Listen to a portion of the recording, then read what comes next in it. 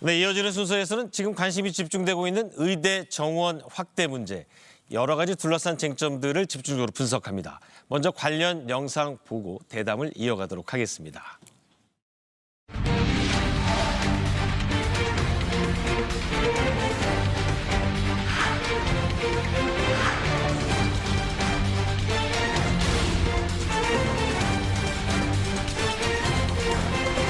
초고령 사회에 대비하기 위해 의료 인력 확충과 인재 양성은 필요 조건입니다.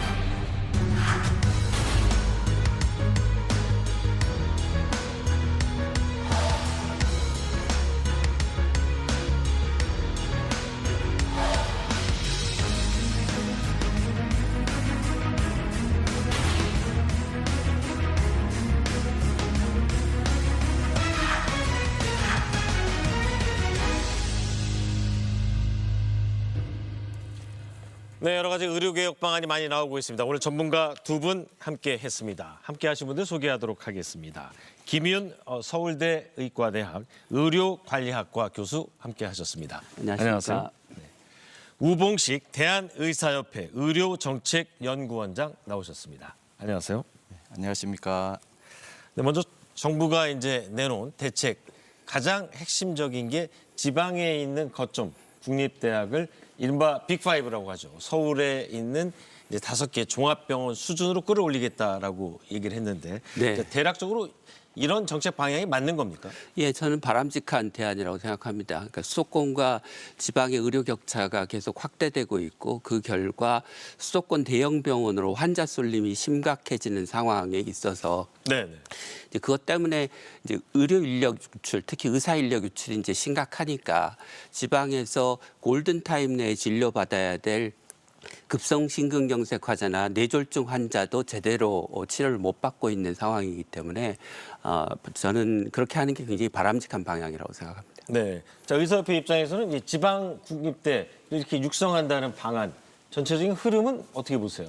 예, 방향은 뭐 괜찮은 방향이고 옳은 방향이라고 생각합니다. 네. 그런데 이게 좀 실현 가능성이 얼마나 있을까 그런 염려가 있는 게요. 네. 네, 지방에 사실은 뭐 수도권도 필수 의료가 붕괴되고 있는 그런 상황이거든요. 대도시도. 네. 특히 지방에는 이제 전 세계의 사회보험이나 또 세금으로 이렇게 의료 체계를 유지하는 나라들이 의료 전달 체계, 환자의 의료 이용을 합리적으로 하는 전달 체계가 있습니다. 네. 그런데 우리나라는 그게 형평성 차원에서 1998년도에 폐지되었거든요. 네. 그래서 이제 지금 그 결과가 KTX 타고 매주 서울로 원정 진료를 오게 되는 거죠. 네. 우선은 그 지방에서 환자가 충분히 1차, 2차 진료를 할 수 있는 제도적인 기반이 뭐 우선돼야 되는 것이지 그거 없이 수도권에 계속 지금 6,600병상 신규 또 증설을 하는 그런 가운데 지방대에다가 뭐 투자를 해서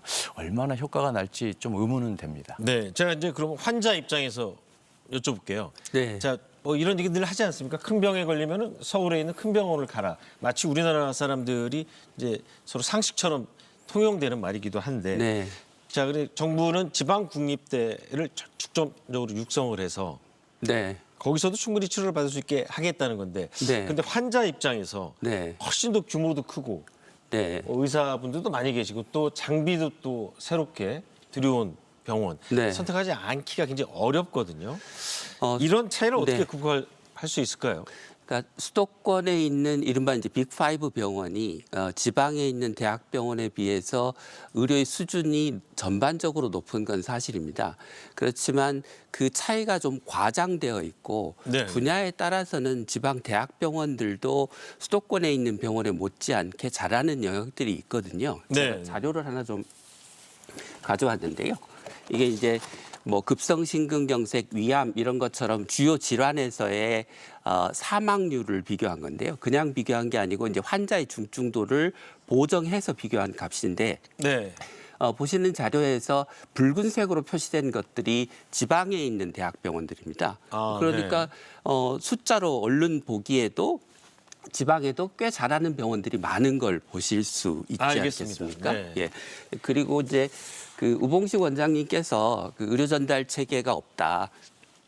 환자들이 선택권을 보장하기 위해서 지금 의료 전달체를 못 하고 있는 거다 이런 말씀을 하셨는데 사실은 우리나라에서 의료 전달 체계가 붕괴되고 있는 중요한 이유는 병원들이 전부 다 자기 환자를 뺏기지 않으려고 하기 때문입니다. 그래서 그 지난 정부 초기에 2017년에 의료 전달 체계 개선 협의체라고 하는 걸 만들어서 중환자는 큰 병원에서, 경환자는 중소병원이나 동네 의원에서 보기로 그렇게 룰을 만들자라고 네. 얘기를 했었는데 결국 그게 의료계 내부에서 합의가 안 돼서 깨졌습니다. 그러니까 왜 깨진 거죠? 이제 예를 들면 큰 병원은 지금 중환자만 보라고 하면 경환자를 내줘야 되고 동네 중소병원은 지금 중환자를 보고 있는데 그 환자를 대형 병원에 내주기 싫으니까요. 네. 지금도 어떤 관행들이 벌어지고 있냐면 심지어 응급 환자라서 중증 응급 환자라서 큰 대학병원으로 가야 되는 환자인데 119 구급대가 그 환자를 중소병원에 데리고 오면 중소병원에서 돈이 되는 검사를 다 한 후에 대학병원으로 이송을 합니다. 그러니까 네. 그런 식으로 환자의 생명을 담보로 해서 지금 자기 환자를 뺏기지 않으려는 진료 행태를 보이고 있는데 이것을 국민의 책임으로 돌리는 거는 저는 굉장히 비윤리적인 언사라고 네. 생각합니다. 자, 이 부분은 상당히 의사협회 입장에서는 날카로운 비판이라고 볼 수 있는데요. 뭐 제가 의료 보기에는- 전달 체계라는 거는 이제 의사들끼리 하는 얘기고 네네. 환자 입장에서 내가 어느 병원에 가야지 제대로 치료받냐 이 문제 네, 아니겠습니까? 그렇죠. 굉장히 위험한 말씀을 지금 하고 계십니다. 우리 김윤 교수님이. 의료 전달 체계라는 게 이제 쉽게 말하자면 의료 이용 체계거든요. 우리 산업으로 말하자면은 수도권 공장 신설 규제하고 비슷한 규제가 수도권에가 필요한 거죠. 네. 그 제도가 없으면은 환자들은 무조건 내가 수도권 가겠다고 하는데 내가 그것을 예를 들어 당신은 내가 충분히 볼 수 있는 환자입니다. 내가 진료하겠습니다. 라고 했을 때 환자가 필요 없고 진료 의뢰서 써달라고 했을 때 그것을 거부하면은 나중에 혹시 무슨 병이 발견되었을 때 법적 책임을 져야 된다는 그런 위험 때문에 의사들이 환자를 가급적이면 수도권으로 보내고 뭐 그런 것이지 뭐 경쟁적으로 그런 내용은 좀 굉장히 왜곡된 말씀을 좀 하고 계시는 것 같고요. 네. 실제로 많은 시골의 환자들이 보려고 해도 환자 스스로 의사들이 뭐 보려고 해도 스스로 수도권을 가겠다고 의뢰서를 써달라고 하는 상황이죠. 저 부분 또 한번 지적했고요. 제가 네. 환자 입장에서 네. 저희 KBS도 사실 어떻게 보면 반성할 좀 측면이 있는데 여러 가지 건강 프로그램이라든지 네. 이른바 대한민국 명의라고 이제 네. 소개해 주시는 분들 네. 그분들이 임상에서 탁월한 실력을 발휘했고 많은 분들의 생명을 구했기 때문에 그렇게 명성을 얻으신 거지만 대부분 서울에 있는 큰 병원에 계신 분들이 대한민국의 명의로 이렇게 돼 있어요. 그러면 지역에 계신 분들 입장에서는 하나뿐인 생명인데 나도 저곳에 가서 저분에게 진료를 받고 싶다라는 간절한 소망은 있을 수밖에 없거든요. 그런 차이를 네. 어떻게 줄이느냐가 네. 이번 정부 정책의 성패를 또 가를 수 있는 건데. 그 두 가지 말씀을 드리고 싶은데, 그러니까 수도권의 대형 병원 쏠림이라는 현상도 사실은 좀 과장돼 있습니다. 그러니까 암 환자를 예를 들어서 네. 자기 권역 내에서 진료받는 환자의 비율이 어느 정도 되는지를 따져보면 네. 70%에서 80%는 자기 사는 지역에 있는 큰 병원에 가서 진료를 그렇습니까? 받습니다. 예. 네. 20%, 30%가 서울로 수도권으로 오는 거네요. 오는 거죠. 네, 그것도 네. 이제 빅5로 대부분 오는 건데 또 그 중에는 예를 들면 췌장염 환자랄지 두경부 암 환자랄지 네.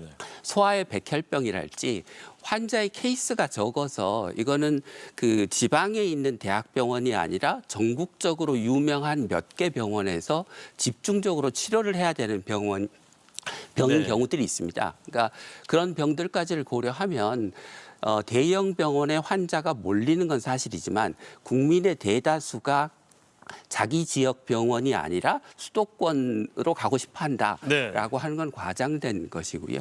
두 번째는 진료의 질에 대한 정보를 네. 정부가 지금도 예를 들면 질병 단위나 의사 단위로 충분히 정확하게 공개를 할 수 있는데 그런 정보를 공개하지 않기 때문에 소위 네. 세상의 평판에 따라서 환자들이 큰 병원 또는 빅5에 쏠리게 되는 네. 현상들을 보입니다. 제가 그림을 하나만 더 보여드릴 텐데요. 이 그림은 우리나라 그 44개 상급 종합병원, 대형 종합병원들을 네네. 진료비와 사망률을 가지고 그 측정한 그래프입니다. 그래서 네, 보시는 그래프에 네, 이게 준비하신 게 좀 다소 어려울 수 있으니까 네, 쉽게 네. 설명을 쉽게 설명을 해주시면. 드리겠습니다. 네. 그러니까 요 세로축이 사망률이기 때문에 만약에 사망률이 낮은 병원이라면 위쪽에 다 있어야 되는데 네네. 보시는 그림에 빨간색 동그라미가 쳐진 그 부분이 소위 빅5 병원입니다. 그러니까 이 빅5 병원들 중에서도 사망률이 낮은 병원이 있는가 하면 이 그래프의 중간쯤에 있는 병원들은 사망률이 굉장히 높고 알겠습니다. 다른 병원들과 차이가 없는 병원들이기도 하고 네, 오히려 네. 진료비가 평균에 비해서 굉장히 비싼 실제로는 별로 좋지 않은 병원들입니다. 알겠습니다. 네. 그런데 이런 정보를 정부가 충분히 생산해낼 수 있는데도 불구하고 만들어내지 않는 이유는 국민의 선택권, 알 권리를 보장하지 않는 이유는 이런 정보를 만들어내면 병원과 의사들이 싫어하기 때문입니다. 네, 네, 그러니까 알겠습니다. 이 지금 현재 의료 전달 체계의 혼란, 붕괴의 책임의 상당 부분이 사실은 의료계에 있습니다. 네네. 자, 그러면 이제 정부 대책 한번 짚어보는데 그 말씀하신 그 국립대 병원을 좀 육성하려고 한다고 하면서 내놓은 게 이제 규제를 많이 없애겠다. 그러니까 지금 보니까 중증, 응급 그리고 신생아 플러스 분만 이 부분이 좀 취약하기 때문에 기존에는 예산도 꽉 묶어놓고 인원도 꽉 묶어놨는데 이 규제를 풀겠다는 거거든요. 그러면은 정말 이 국립대 지역 병원들이 상당히 어느 정도까지 육성될 수 있다고 보세요. 제가 그 말씀드리기 전에요. 너무 왜곡된 말씀을 하셔서 좀 설명을 하고 가겠습니다. 네, 어떤 좀 부분이죠? 전에 뭐 사망률 진료비 말씀하셨는데 그것이 과연 중증도를 보정한 내용인지 좀 네, 의심스럽고요. 중증도를 보정한 값이고 그다음에, 예. 일간지에 이미 게재된 서울대, 공개된 네, 자료입니다. 제가 말하고 있습니다. 서울 지역의 그 병원 쏠림 현상이 있다는 것은 데이터로 이미 나오고 있는 내용입니다. 건강보험 요양급여 비용이라 그래서 의료비 총 네, 사용하는 것이 서울 경기 지역이 타 지역에 비해서 20%, 10에서 20% 정도를 더 많이 쓰고 최근 들어서 문재인 케어 이후에 그런 현상들이 더 두드러지고 있는 것이 이미 데이터로 나오고 있는 내용인데 좀 왜곡이 심한 것 같고요. 이어서 말씀드리자면은 그렇게 대형 병원 뭐 지역을 대형화하거나 뭐 그렇게 한다고 해서 의사 인력이라든지 이 사람들이 정말 그 국민들이 환자 입장에서 내가 저기 가고 싶어라고 신뢰할 수 있는 그런 의사가 얼마나 거기에 이 근무를 하겠느냐 이것이 문제인 것이죠. 그래서 정부가 이제 인건비라든지 여러 가지 규제를 풀어서 이제 좋은 장비도 많이 사고 인력도 확충하겠다라는 대책을 내놨는데 효과가 있을 거냐면 예를 들어서 제가 미국 말씀을 드리자면요. 미네소타주에 가면 세계 제1위의 병원이 있습니다. 메이오 클리닉이라고요. 네, 로체스터시에 있는데 인구가 20만이에요. 근데 그 작은 도시에 메이오 클리닉이 세계 제1위의 병원이거든요. 그 정도로 획기적인 투자를 하지 않는 한 이 작은 나라에서 거기까지 지역으로 가겠냐라는 굉장히 우려가 있습니다. 네. 네.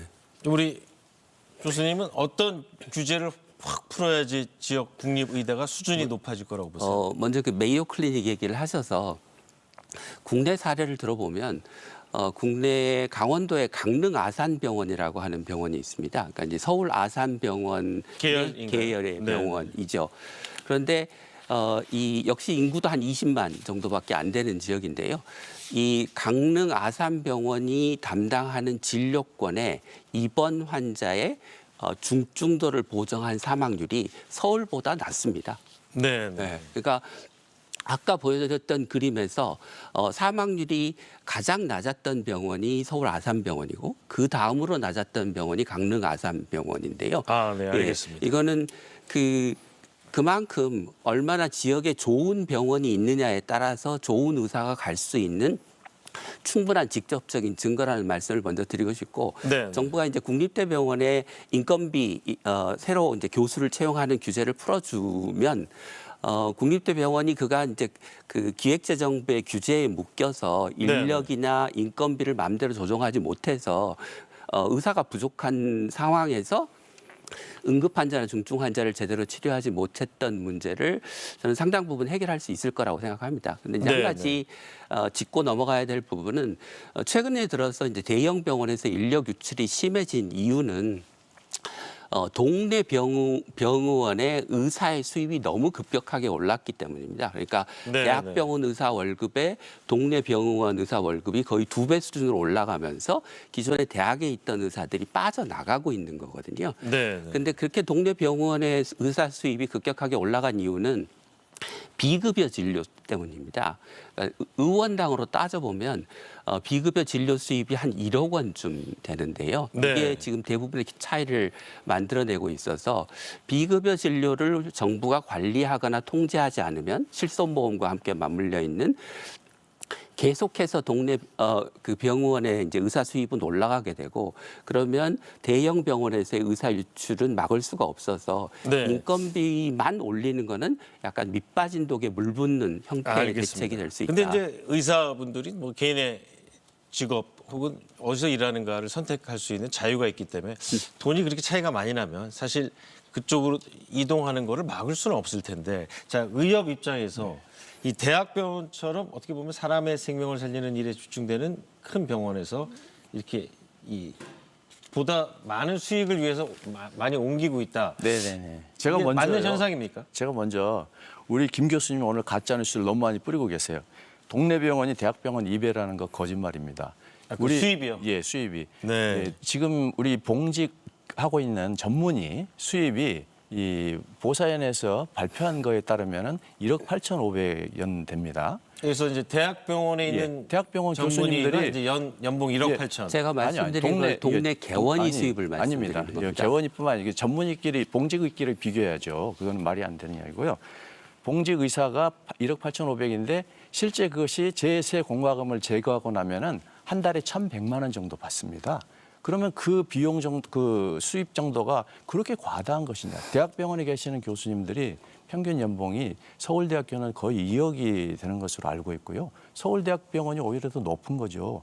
그런데 이렇게 왜곡을 하시니까 제가 너무 좀 어이가 없을 정도고요. 우리는 직업의 선택의 자유를 헌법에서 보장하고 있어요. 그렇게 옮겨가는 것이 당연한 일이고 만약에 그것을 옮겨가지 않게 하려면은 네, 거기에 네. 합당한 수입을 보장해 주는 것이 또 당연한 일이죠. 알겠습니다. 자 그러면 이제 잠깐 근데 제가 말씀드리는 게 대학병원에 있는 의사가 더 수입이 높은 동네 병원으로 옮겨가는 개인의 선택이 잘못됐다는 게 아니고 동네 병원의 수입이 바람직하지 않은 비급여 진료로 너무 높게 올라가는 제도가 잘못되어 있기 때문에 네네. 지금 정부가 한 정책에 더해서 동네 비급여 진료를 남용하는 실손제도 등을 함께 고쳐야 된다는 말씀입니다. 알겠습니다. 네. 네. 어차피 이제 시청자들 입장에서는 대학병원에 계신 의사분이나 개업하는 의사분이나 일반 분들보다는 상당히 소득이 높기 때문에 그 두 분 비교하면서 누가 더 많이 받냐 이게 상당히 괴리감이 있는 얘기고요. 그 또 다른 어떻게 보면 가장 뜨거운 쟁점으로 떠오르는 이슈가 있습니다. 의대 정원 확대 문제. 자, 정부는 이번에 획기적으로 많이 늘리겠다는 방침을 밝혔어요. 하지만 숫자는 얘기하지 않았는데 대폭적인 증원이 이제 의협은 반대하시는 거죠. 왜 반대합니까? 뭐 그렇죠. 이제 이 말씀드리자면은 뭐 응급실 뺑뺑이가 있네, 뭐 또 소아과 소아과 오픈런이 오픈런. 있네, 뭐 네. 그래서 필수 의료가 붕괴되니까 의사를 늘리자라고 말씀하시는데 비유하자면은요. 산불이 났는데 나무를 심자 이렇게 말씀하시는 걸로 이제 볼 수가 있어요. 의사가 이제 입학해서 전문의가 되기까지 최소 10년, 네. 군대까지 하면 15년 걸립니다. 그런데 지금 당장 그 소아과 오픈런 뭐 이렇게 난리가 났는데 의료계에서는 당장에 그 필수 의료를 해결할 수 있는 방안을 제시하고 있습니다. 응급실 뺑뺑이 해결할 수 있습니다. 금방 할 수 있는데 그런 것에 귀를 닫고 지난 정부에서 포퓰리즘이죠. 의대를 정원을 올려주면은 학부모들이 엄청나게 좋아하잖아요. 지금 벌써 대치동에 난리고요. 의대 정원을 만약에 늘리면은 내년도에 공대 그 입학생들 대거 자퇴할 것입니다. 과거에, 현재 네. 의사 숫자 충원에도 큰 문제가 없다는 입장이신가요? 지금 우선 즉시 할 수 있는 것부터 해보자는 것이죠. 저희들이 예를 들어서 응급실 뺑뺑이 금방 없앨 수 있거든요. 어떻게 없애는 거죠? 선진국들이 다 응급 환자 후송 배정 체계가 다 있습니다. 분류하고 후송하는 체계가 있어요. 그것을 가지고 있는데 우리나라도 과거에 있었어요. 네, 네. 이 1339 전화라고 있었는데 그게 2012년도에 소방법이 개정되면서 119법 통폐합이 되면서 그 번호가 없어져 버렸어요. 네, 근데 이제 우리 일반 국민들 입장에서는 그 산모 네. 그러니까 이제 자기 주변에서 애를 낳을 수가 없고 우리 아기가 아픈데 아침부터 일찍 가서 기다려야 되고 이러한 현상은 사실 좀 개선돼야 한다고 느끼거든요. 우리 교수님 입장에서는 의대 정원을 좀 늘려야 된다고 생각하세요? 당연한 얘기입니다. 의사가 부족하니까요. 예, 제가 그림을 하나만 더 보여드리겠습니다. 이게 그 우리나라와 OECD 국가의 인구당 의과대학 입학생 수하고요 의사 수 차이를 보여드리는 그림인데. 먼저 이제 오른쪽에 있는 인구당 입학생 수의 차이를 보시면 한 2,500명쯤이 됩니다. 그러니까 우리나라 의과대학 정원을 2,500명을 늘리지 않으면 OECD 국가와 격차가 계속 벌어진다. 이게 이제 OECD 국가의 평균을 비교해 봤을 때 네. 현재 수준보다 네. 2,500명을 해마다 신입생이 늘어나야 된다는 얘기예요. 늘어나도 현재 격차 수준을 유지하는 정도밖에 안 된다. 현재 의사 수의 격차가 한 6만 명쯤 되는데 그 6만 명의 격차를 해소하려면 2,500명 플러스 1,000명, 2,000명, 3,000명을 더 늘려야 60년, 30년, 20년 내에 OECD 수준에 도달한다. 그런데 이제 이 격차가 커질 가능성이 높은 것은 일부 OECD 국가들이 최근에 의과대학 정원을 급격하게 늘렸습니다. 이 통계에 포함하지 않는 숫자들로. 그래서 일부 이제 의사협회에서는 계속 숫자가 부족하지 않고 의사 수의 분포가 문제다라고 뭐 동네 개원위로 많이 몰리고 있고 그게 그 대학병원에서 힘들게 일하는 의사에 대한 보상이 적어서 그런다라고 말씀하시는데 물론 큰 병원에 비해서 동네 병원에 의사가 많은 건 사실이지만 현재 부족한 인력을 예를 들면 요양병원에서 근무하는 흉부외과 의사, 동네 20년째 개원한 소아과 의사를 데려다가 대학병원에서 응급환자, 중환자 보고 당직서게 할 수는 없는 거 아닙니까? 네. 그러면 그 인력을 채우기 위해서는 인력을 늘리는 게 맞죠. 여러모로. 우리 예. 교수님께서 정책 당국자라서 숫자를 정할 수 있다고 하면 네. 몇 명을 증원하시겠어요? 최소 3,000에서 4,000은 늘려야 된다고 봅니다. 앞서 말씀드린 대로 OECD하고의 격차를 줄이기 위해서 필요한 2,500명 플러스 현재 숫자의 격차를 줄이기 위한 알파가 있어야 되고요. 네. 이게 국책연구기관들이 내놓은 숫자도 대부분 2만에서 3만 정도 우리나라의 의사 수가 2035년이나 2050년쯤에 부족하다고 얘기를 하고 있어서 네. 적어도 3,000에서 5,000, 3,000에서 4,000 정도는 늘려야 될 거라고 생각합니다. 네. 지금 의협에서는 너무 증원 자체를 반대하는 입장인데. 꼭 그렇게 뭐 그렇지 전적으로 않습니까? 말씀드리기는 네. 어렵고요. 현재까지 나온 보고서 자체가 증언을 해야 될지 말아야 될지 판단조차 할 수 없는 총체적 부실 보고서라는 것을 그러면 먼저 의협은 몇 명 정도를 늘리는 게 우선은 판단 예. 자체가 안 되는 보고서를 가지고 증언을 하자 그러는데요. 네. 3,000명, 4,000명 우리 교수님 그 잣대는 고무줄 잣대 같아요. 불과 얼마 전까지 1,000명 이야기하시다가 오늘은 와서도 3,000 아마 내일쯤 가면 4,000, 5,000 말씀하실 것 같아요. 근데 그것이 말이 안 되는 게 KDI 그 보호사연 등에서 보고서를 냈는데 거기에 우리 의사 수가 부족한 것처럼 보이게 하기 위해서 이 전공의가 한 15,000명 되는데요. 그 인력은 다 뺐습니다. 그리고 의사들이 평균 한 1년에 246일을 근무하는데요. 226일로 계산하고 있어요. 뿐만 아니에요. OECD 국가들의 대부분 나라들이 예를 들어 그 유럽 같은 데는 하루에 의사가 환자를 10명에서 20명 봅니다. 우리나라는 50명에서 100명을 보죠. 그러니까 나라마다 문화가 다르고 체계가 다른데 그것을 단순히 숫자만 비교해서 되겠느냐라는 것이 저희 이제 이야기고요. 특별히 또 OECD에서 가장 많다고 하는 오스트리아 있지 않습니까? 5.5명이에요. 인구 1,000명당. 그 나라가 지금 고관절 수술 대기가 570일입니다. 그러면 그 현상을 어떻게 봐야 되냐는 것이죠. 우리나라에 그렇게 기다리는 환자가 없거든요. 우리 아마 김 교수님이 임상을 하지 않으셔서 잘 모르시는 것 같아요. 가짜 뉴스를 우봉식 소장님이 너무 말씀하시는데 예를 들면 이제 외국에서 하루에 평균 진료하는 의사당 진료하는 환자 수가 예를 들면 15명에서 20명인 건 맞습니다. 근데 이제 그 의사가 진료하는 시간이 평균 미국이나 유럽은 15분인데요. 우리나라는 3분이나 5분을 진료합니다. 그러니까 진료 시간을 고려하면 환자를 보는 시간은 마찬가지입니다. 우리나라 의사들이 조금 더 길게 일을 하는 건 사실인데 그 길게 일하는 근무 시간의 차이를 고려해도 우리나라에 필요한 의사 수는 5분에서 예를 들면 한 10% 이내에서 줄어드는 거지 지금 네. 2만 명, 3만 명이 부족하다고 하는 숫자가 달라지는 건 아닙니다.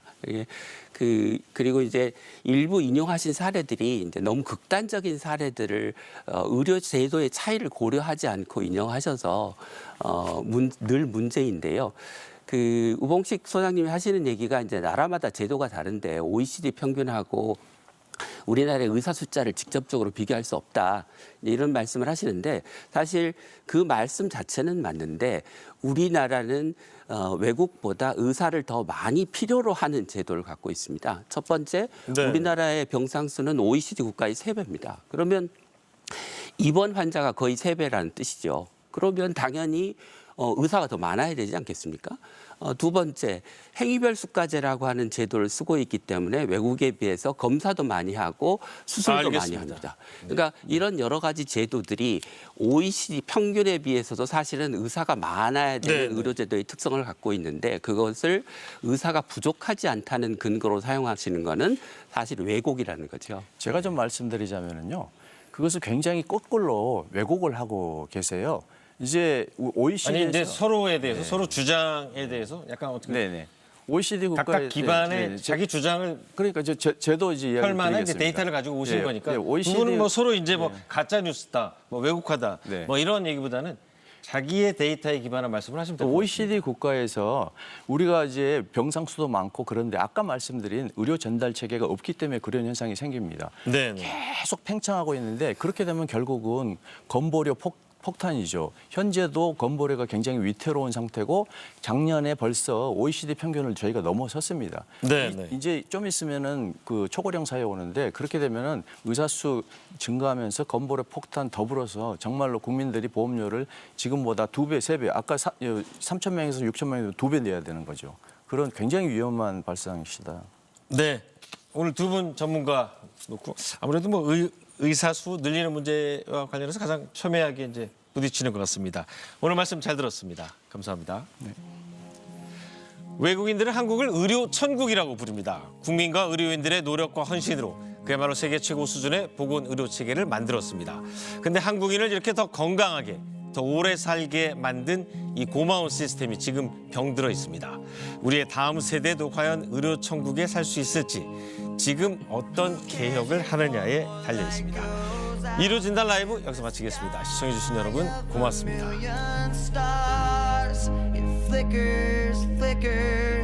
Who cares when someone's time runs out? If a moment is all we are, or quicker, who cares if one more light goes out? Well,